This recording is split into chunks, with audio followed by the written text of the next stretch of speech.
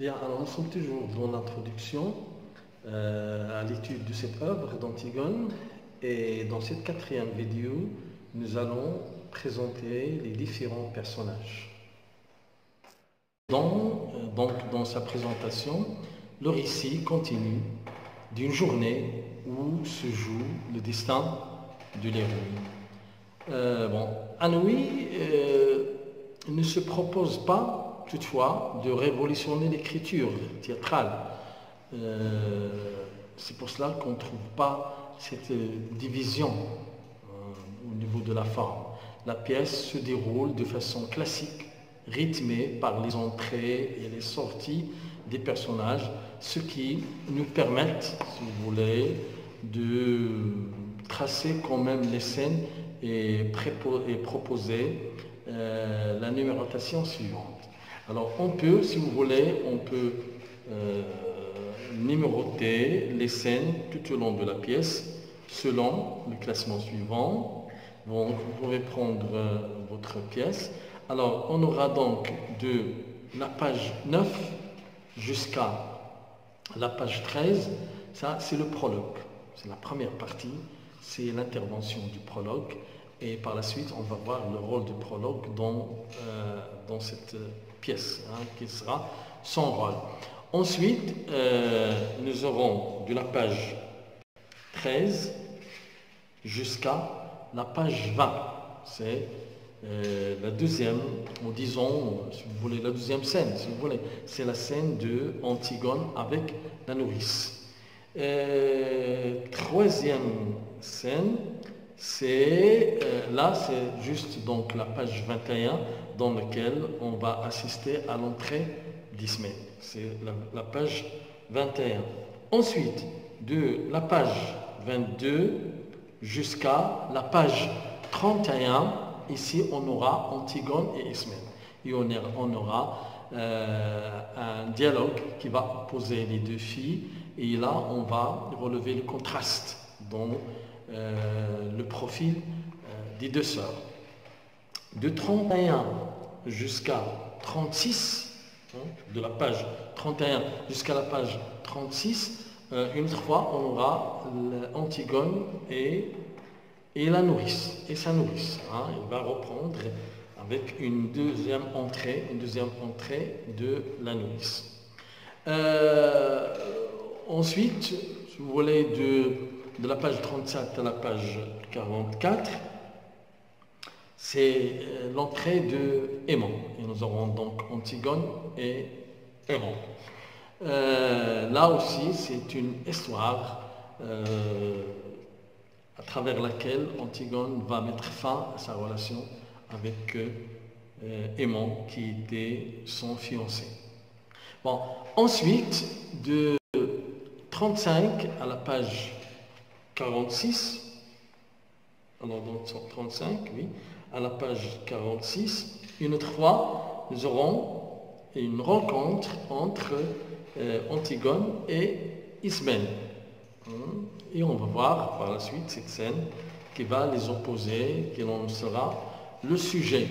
46, la page 46 jusqu'à la page 53, là on aura donc Antigone et le garde.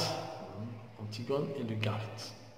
Et là on va voir donc le début du supplice d'Antigone. 53, 55, c'est une scène réservée au cœur qui va intervenir avant donc que la tragédie ne commence. De la page 55 à la page 60, alors là, on aura Antigone, le garde, un deuxième garde, un autre garde et le troisième garde. Donc, ils vont en parler de l'arrestation d'Antigone. De la page 60 jusqu'à la page 64, alors ici, on aura Antigone, les gardes et Créon. C'est-à-dire, ils vont la mener devant le roi. Ensuite, de la page 64 à la page 97, Antigone face à face avec Créon. Donc, et là, c'est la partie centrale de l'œuvre et peut-être la partie la plus importante c'est le face-à-face entre le roi qui symbolise, si vous voulez, la loi, qui symbolise l'ordre, qui symbolise la justice, et Antigone, symbole de la révolution, symbole de changement, de rejet, de refus, etc. Donc c'est la partie la plus importante.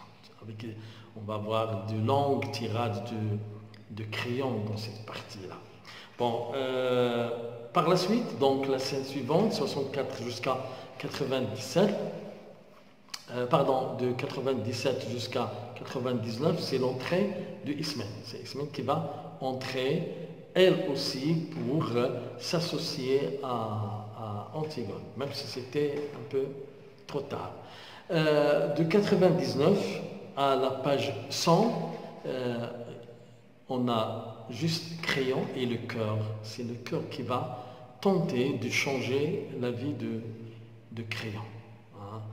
Créon a déjà condamné Antigone et le cœur va intervenir auprès de lui pour lui faire changer cette sentence. Ensuite, de 100 jusqu'à la page 105, là, on aura le Créon, le cœur et l'entrée d'Aimon. Et c'est là où Aimon va venir pour supplier son père afin de pardonner à Antigone. Donc là aussi, c'est un autre face-à-face entre Aimon et son père Créon. De 105 à 106, on aura Créon avec le cœur. Et on va parler du rôle du cœur dans la pièce. La page 106, ici, on aura Créon, le cœur, Antigone et les gardes. Donc, des échanges ici dans lesquels on va voir, si vous voulez, une certaine préparation à la mort, si vous voulez, dans l'exécution d'Antigone. Après, 106, on a dit de 117 jusqu'à 119, on aura une rencontre entre Antigone et le garde. Le garde qui va s'occuper de sa surveillance en attendant qu'on l'amène à la place de l'exécution. Donc Antigone et le garde. De 117 à 119, ici on aura le cœur et puis l'apparition de messager. On va voir qui est ce messager et quel est son rôle ici dans la pièce. Ensuite, de 119 jusqu'à la page 122, ici on aura le cœur, Créon et le page. Et on finira donc avec la page 122, les deux pages 122 qui restent 123, dans lesquelles on aura le cœur, juste le cœur et les gardes. Voilà, si vous voulez, comment on peut représenter l'architecture de cette pièce théâtrale dans laquelle, vous voyez, donc vous avez remarqué, il n'y a pas d'acte, il n'y a pas de scène, mais on s'est basé sur cette hiérarchie, sur cette architecture de la pièce, selon la définition de la scène. La scène, c'est quoi? C'est lorsque un personnage entre sur la scène, ou bien lorsque un personnage quitte la scène et puis l'entrée d'un autre sur scène. Ça, c'est la pièce. C'est ce qui nous a permis de faire ce découpage. Bien. Alors maintenant, passons au personnage.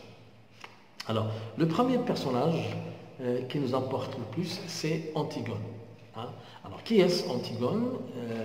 Bien sûr, c'est un personnage central de la pièce dont il porte le nom. Antigone est donc opposée dès les premières minutes à sa sœur Ismène, dont il représente le négatif. La petite maigre, regardez, la maigre jeune fille, on parle de la maigre jeune fille noiraude, elle est maigre, elle n'était pas belle, elle est même noiraude, etc. Elle est l'antithèse de sa sœur Ismène, qui est belle, qui est fraîche, qui est blonde, etc. Et comme Eurydice, comme dans la pièce Eurydice, ou bien comme Jeanne d'Arc dans l'Alouette, Antigone a un physique garçonnier, sans après. Regardez, il aime le gris. Lorsqu'il parle à sa nourrice du jardin, il disait que c'était beau, tout était gris, donc il aime cette couleur-là. Il parle d'un monde sans couleur. Même sa nourrice, il disait d'elle que cette fille-là, il croyait que cette fille-là, qui était toujours mal peignée, qui portait toujours la même robe, c'est une fille qui ne s'intéressait pas à son physique, à son look. Donc il était noiraude, il était maigre. Au contraire, sa sœur, Ismène, qui était fraîche, qui était belle, qui se maquillait, qui donnait de l'importance à son corps, à son physique. Donc, Antigone, elle était une fille opiniâtre, elle était secrète, renfermée.